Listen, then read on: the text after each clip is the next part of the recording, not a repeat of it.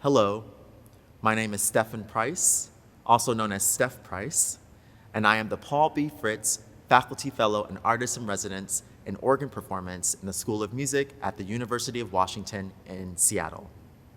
Welcome to the Black Composers Project, featuring both original works and arrangements and adaptations for the organ. I am so thankful for the participation of both students, faculty, and staff in the School of Music and their talents and efforts in making this presentation possible. We are featuring venues throughout Seattle and organ builders such as Fritz, Fisk, Flintrop, Bigelow, and Reuter. You will hear music by Joseph Bologne, Chevalier de Saint-Georges, Florence Price, Samuel Coleridge-Taylor, Scott Joplin, David Hurd, and Eurydice Osterman. I hope you enjoy the presentation. Hi, my name is Anne Searcy, and I'm an Associate Professor of Music History here at the University of Washington School of Music, where I research and teach classes on 20th and 21st century music. And I particularly focus on music, dance, and politics. Joseph Bologne was a major figure in the Parisian public concert scene in the second half of the 18th century. He was both a violinist and a composer in the emerging classical style. Joseph Bologne was born in Guadeloupe. His mother was an enslaved woman, and his father a French nobleman and planter. Bologne's father recognized him publicly as his son and so raised Joseph in France, where he received an education in violin playing and swordsmanship. In fact, Bologne was known as one of the best swordsmen in Europe. He was also an extremely popular man about town with Parisian high society. In 1769, he joined the Concert des Amateurs, a public concert orchestra. He originally just playing the violin, and in 1773, he became the orchestra's director, and he also wrote music for the ensemble. In just a few years, the Concert des Amateurs became known as the best in Paris, and at least one musical journal, the Almanach Musical, named it as one of the best orchestras in Europe. Joseph Bologne was playing and writing music at a time when the violin was fundamentally changing. Earlier, instrument makers had created string bows so that they curved gently towards the instrument. In the later half of the 18th century, they flipped this so that the bows curved slightly away from the instrument. This created greater tension, which allowed for a more resonant sound, and also enabled musicians like Bologne to cross strings with greater ease. Bologne took advantage of these technical developments to create a style of violin playing known for its virtuosic resonant tone and agile playing, particularly in the difficult upper registers. Like many of the great musicians of the late 18th century, he was also known for his tasteful playing, his ability to render melodies with great beauty. This style of playing was very influential on 19th century violin playing and on composition, and including Beethoven. Later in life, Bologne became a French revolutionary, and he was particularly adamant about the need to end slavery in the French colonies. After fighting in the French Revolution, he returned to his life as a composer and musician. Hello, my name is Taylor DeCastro, and I'm a master's student here at the University of Washington studying violin performance, and I'm originally from Oahu, Hawaii. Today, I will be joined by Dr. Steph Price, our wonderful organ professor here at the University of Washington, and together we will be performing the first movement of Joseph Bologne, Chevalier de Saint-Georges' Sonata No. 3 in G minor. It's been a lot of fun for me putting this together because it's my first time performing with organ, and I also just really enjoy Joseph Bologne, Chevalier de Saint-Georges' music because I just find it to be really virtuosic and really ahead of its time. And he has such great virtuosic passages that sit really well on my instrument, and it's a lot of fun to learn. So we hope you enjoy.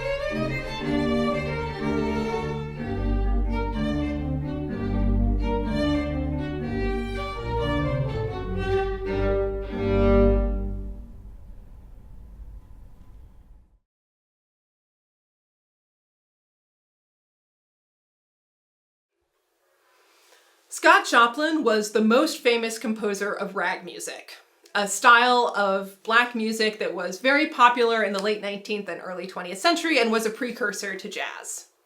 Joplin was born around 1868 in Texas, although the exact location and date remain unknown because he was born to a relatively poor family shortly after the ending of slavery. His mother worked very hard to get Joplin the musical education and experience that he craved. She probably cleaned for a wealthy white family in exchange for them letting Joplin play their piano. And in 1881, she managed to buy a piano for Joplin to have at home. As a young man and a teenager, Joplin moved around a lot. He lived in St. Louis for a period, which was a big center of rag music at the time. And we know that in 1893, he was near the Chicago World's Fair, which was the first time and location where white audiences were exposed to rag music in significant numbers. After that, he moved back to Missouri, where he settled in Sedalia and formed his own band. He also played piano for the major black social clubs of Sedalia, the Black 400 Social Club and the Maple Leaf Social Club. And it's for the Maple Leaf Social Club that he named his most famous piece of music. In 1899, Joplin published his first sheet music, and shortly thereafter, he published the Maple Leaf Rag, the piece that would change his life. It was explosively popular. It sold 500,000 copies in the first decade. Joplin also had an unusually favorable contract for the Maple Leaf Rag. He had a friendly lawyer who helped him get a small royalty for each copy sold. It wasn't enough to make Joplin wealthy, but it was enough to make him financially independent and gave him the opportunity to focus on other artistic projects. For Joplin, that had to be the opera. He dreamed of writing and staging his own opera. Tragically, during his lifetime, no operatic institutions were willing to do that. But in the 1970s, well after Joplin's death, a revival of his works enabled a company to stage Joplin's opera Tremonisha. This was a semi-autobiographical work about the transformative power of education. Rag music was an outgrowth of marches, which were very popular in the late 19th century, both for marching and for dancing.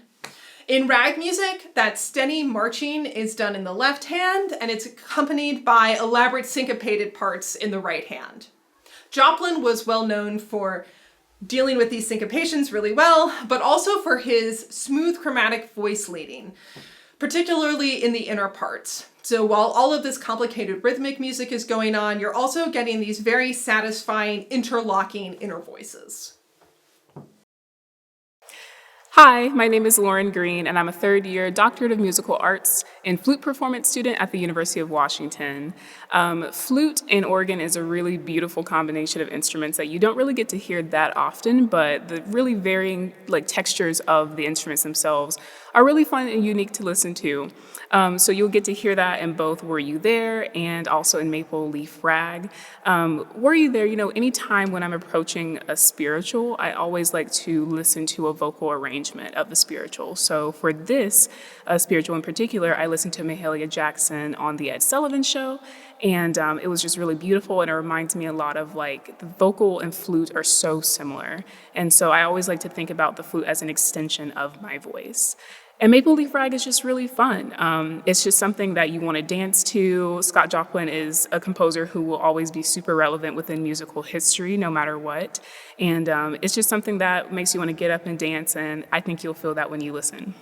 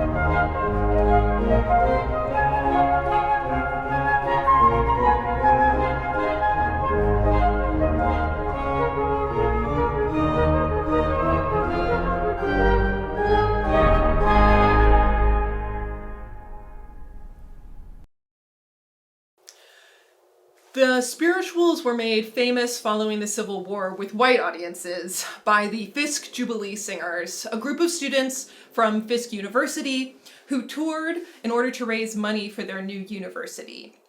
Spirituals were a major part of the repertoire, and they toured throughout the United States and in Europe. They performed for Queen Victoria, and everywhere they went, spirituals became more and more famous. In fact, they were so successful that many groups of Black singers duplicated their efforts. By the 20th century, spirituals had become so well known that many Black composers used them as the basis of their compositions, including many on this program.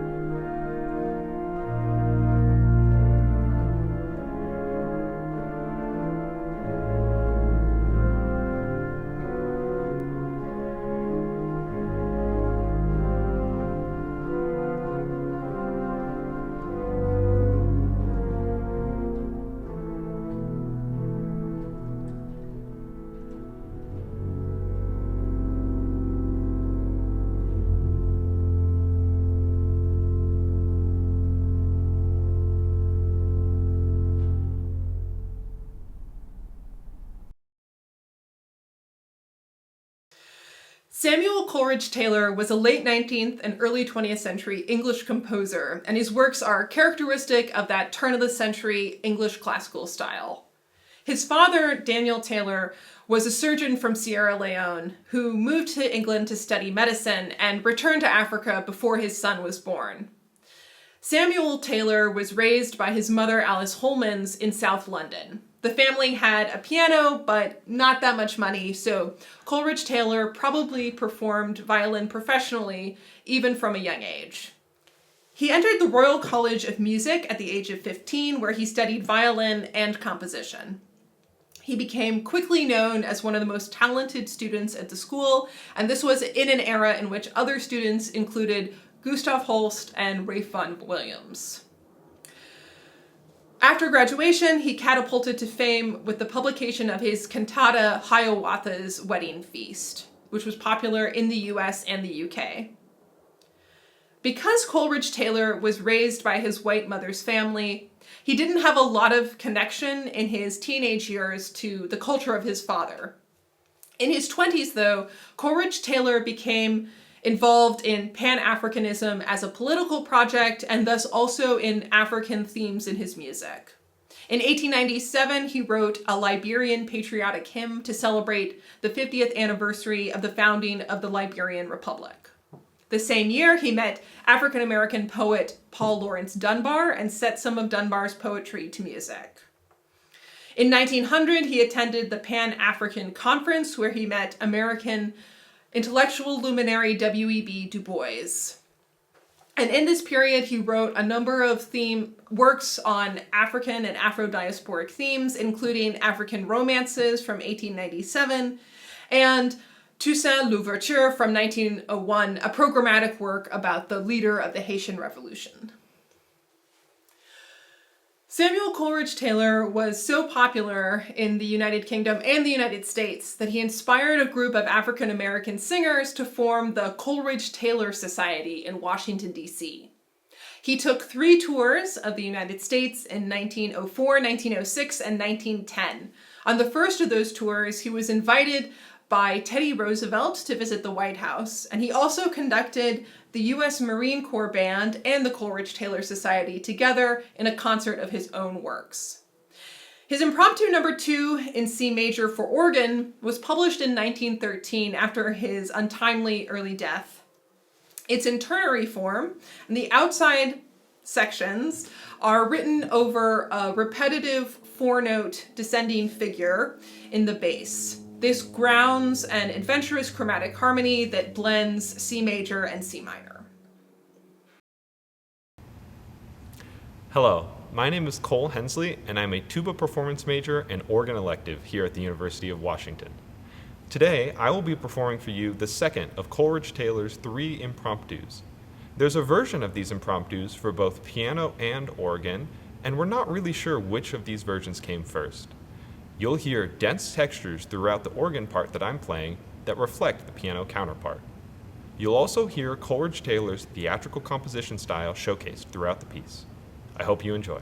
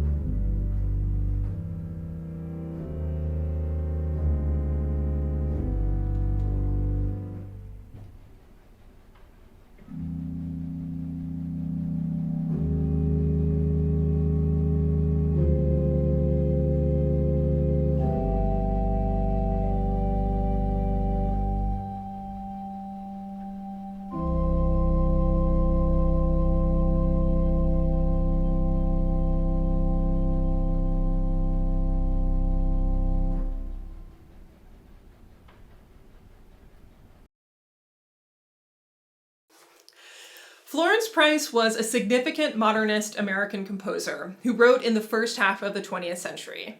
She was born in Little Rock, Arkansas, where her parents were members of Little Rock's growing black middle class. Price played piano and organ growing up, and she went to New England Conservatory to major in organ performance and piano pedagogy. While there, she also took lessons in composition. And she returned to the South, where she mostly focused on keyboard pedagogy until 1927, when she and her husband moved to Chicago. Like many Black families in the South, they were hoping to flee the rising racial violence and segregation laws that threatened their survival in Arkansas. Upon arrival in Chicago, Price was able to focus more on composition, and she found networks of Black artists and writers, particularly Black women who supported her. Estella and Margaret Bonds held a family salon at which Price played many of her compositions, and she also joined the Chicago chapter of the National Association of Negro Musicians, who supported her career. Price came to national prominence in 1932 when she won the Wanamaker Composition Competition. The next year, the Chicago Symphony Orchestra performed her symphony in E minor at the Chicago World's Fair.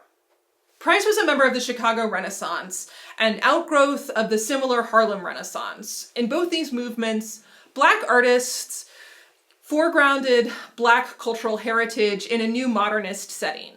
They were envisioning a world in which Black Americans would thrive. Like many composers in these movements, Price used Black American folk music in her compositions, including spirituals.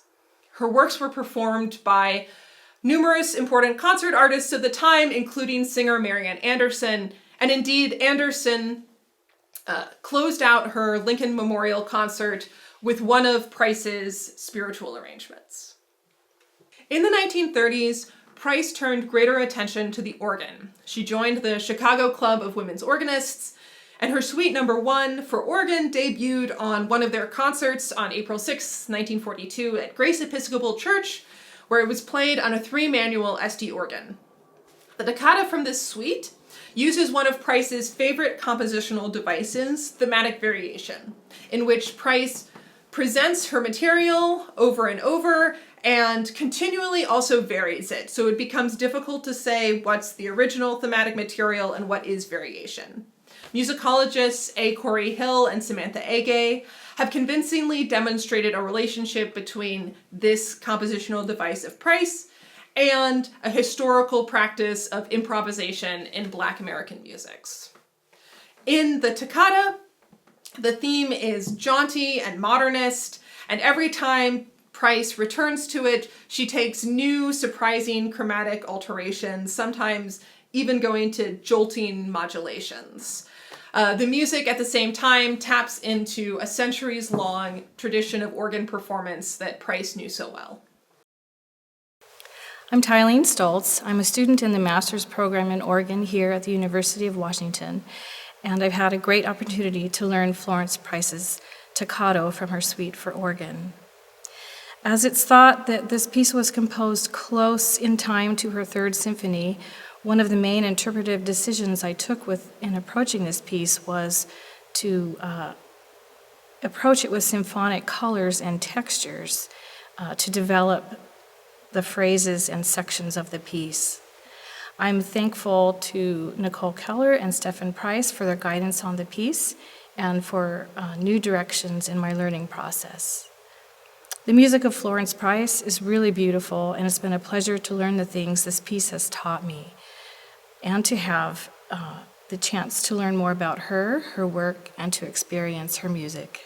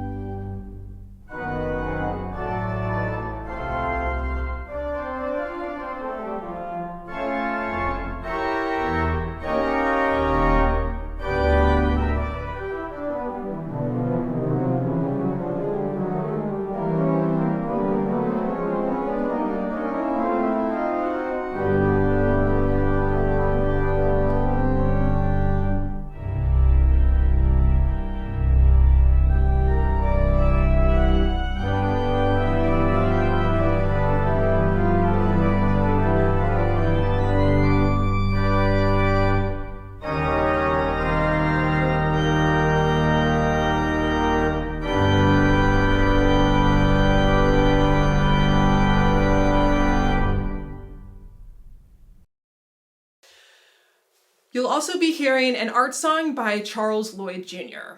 Lloyd was born in 1948 in Toledo, Ohio. He's a professor and director of choirs at Southern University and A&M College in Baton Rouge, Louisiana. He's written a number of pieces on themes from Black history, including Spirit Song, a cantata about an 1811 slave revolt in Louisiana, and a 2008 opera about Emmett Till. The piece you'll be hearing is Compensation, an art song setting of a poem by Black poet Paul Laurence Dunbar. Hi, I am Dr. Cee Adamson, a recent graduate from the University of Washington's DMA program in vocal performance and choral conducting. Today you'll hear Compensation by Charles Lloyd Jr. What I find interesting about this work is that Lloyd only uses a first few stanzas of Paul Laurence Dunbar's poetry. The second thing of interest is that in this version of Lloyd, he uses voice and piano. What you'll hear today is with the organ. I think that adds a different characteristic to it, talking about the gift of song in this most sacred, holy space.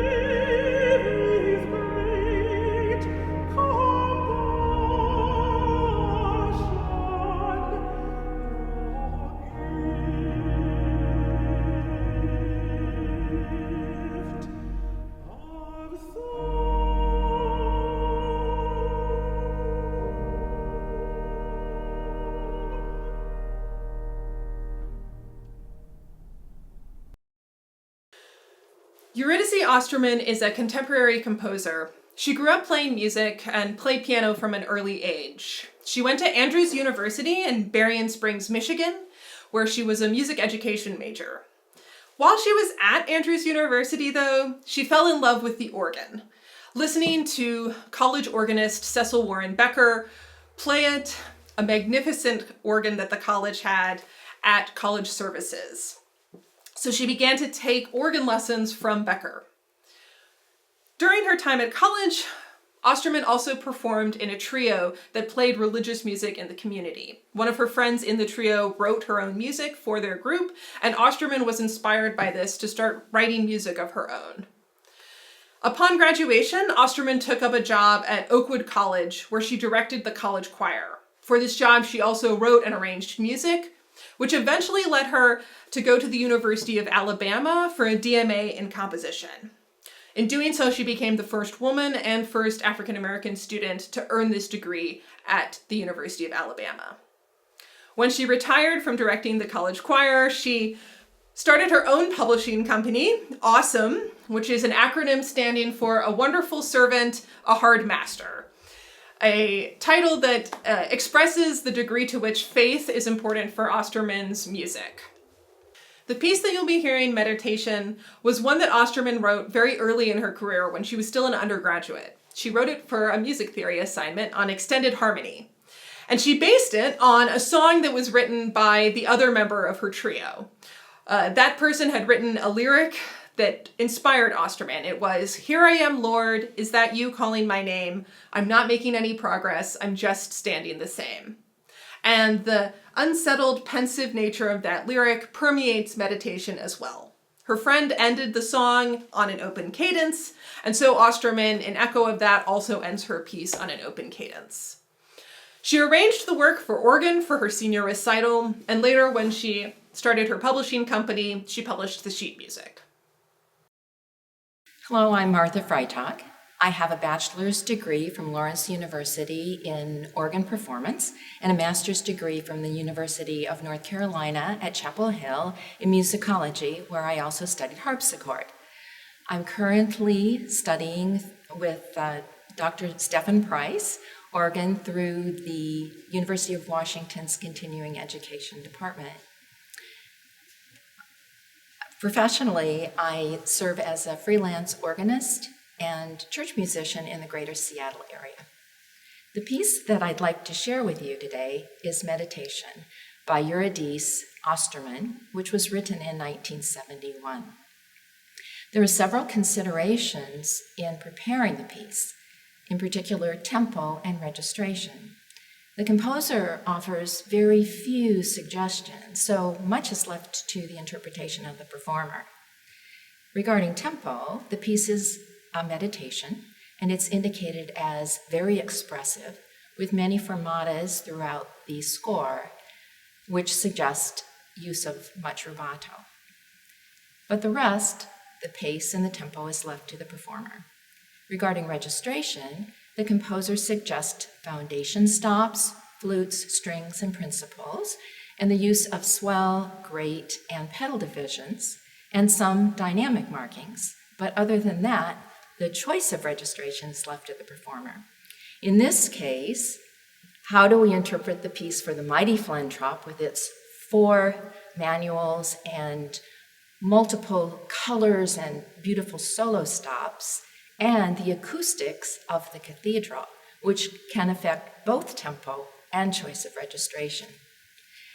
This is in order to build for the indication of a slow, quiet beginning, building to a fortissimo, and ending pianissimo. I hope you enjoy the piece.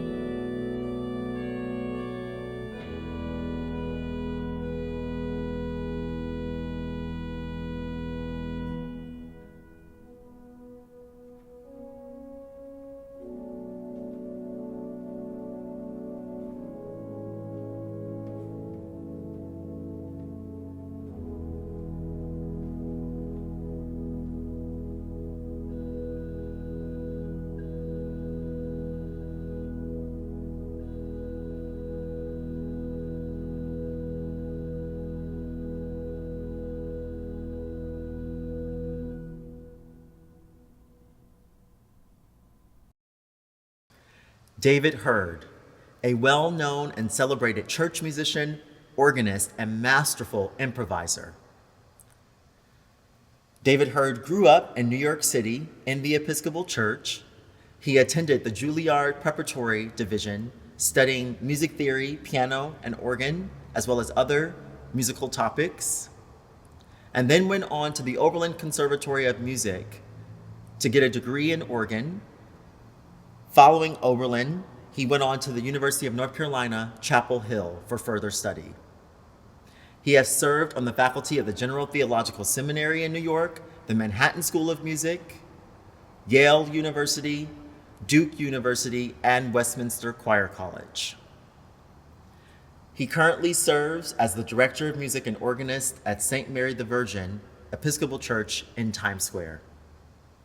Next, you will hear the 4 spiritual preludes by David Hurd.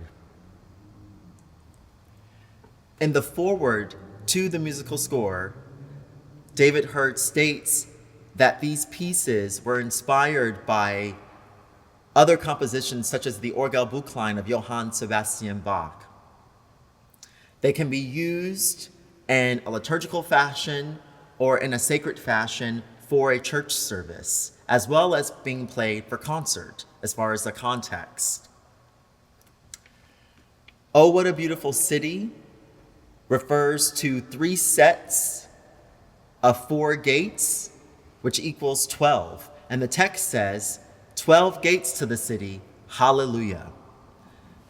In this setting, the melody to the spiritual is in the soprano, and the triplet figure that happens 4 times per bar is in the accompaniment, followed by harmonic, fundamental, and support in the pedal.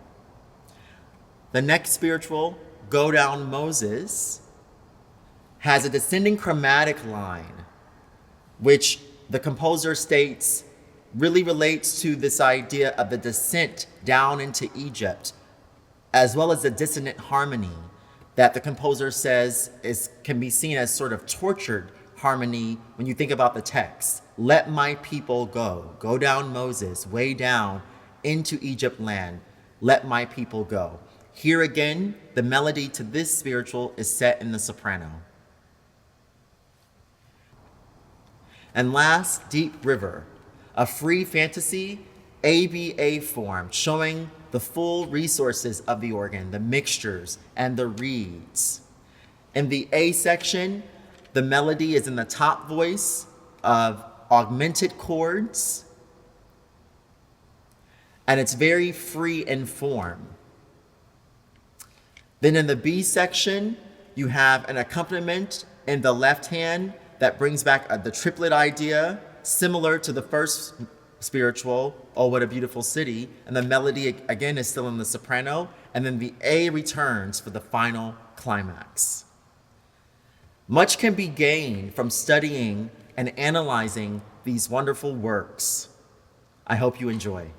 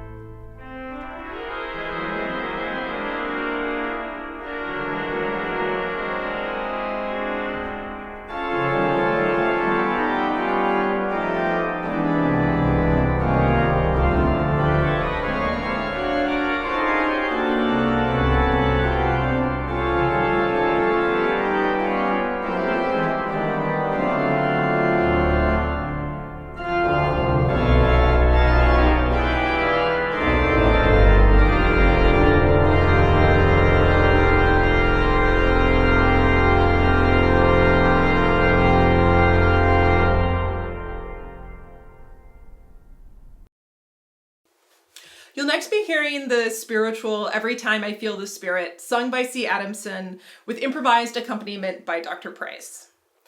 The spirituals are a body of religious music created by enslaved Black people living in the South before the Civil War.